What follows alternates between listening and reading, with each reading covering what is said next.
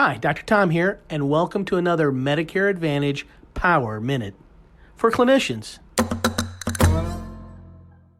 Dr. Beth asks, Dr. Tom, ethical issues aside, isn't the best way to save money under my Medicare Advantage contract just not to spend it? Almost all my patients' spending outside my office has to be approved by me. What keeps me from just withholding care?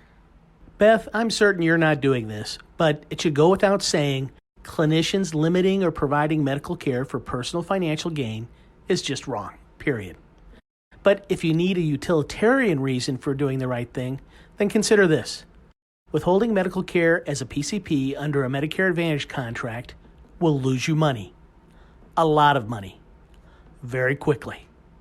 Sure, you may be able to decrease your outlays for a few months by not allowing any referrals or diagnostic testing, but once they're in need, most patients will quickly figure out that you're withholding care to save yourself from financial loss. Under Medicare Advantage, patients can change PCPs monthly, and once they're onto you, you can bet that not only will most of your existing patients find another doctor, they'll warn off others from joining your panel through word of mouth. This will happen even if there's a shortage of PCPs in your area. After all, what's the point of having health insurance if your doctor doesn't allow you to use it when you need it? Sure, some patients will stick with you, but eventually they'll get sick enough where you can't put off spending money on their care any longer. And then they'll cost you more than they would otherwise. A lot more. Risk-based capitation adjustments and stop-loss insurance will mitigate that financial loss to some extent, but you'll do much, much better financially if you just collaborate with your patient and get them the care they need when they need it.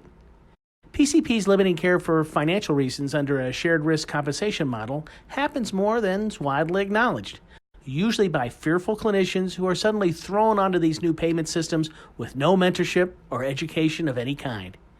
I've seen this phenomenon again and again. It's a common reason why I'm contacted for collaborations.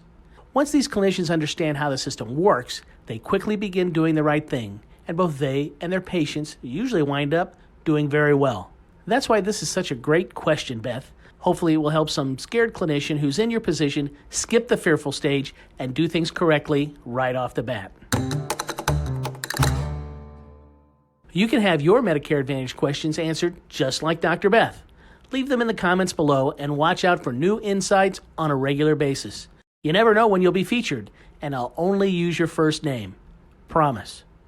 Take advantage of my expertise. You have no idea how many others you can help.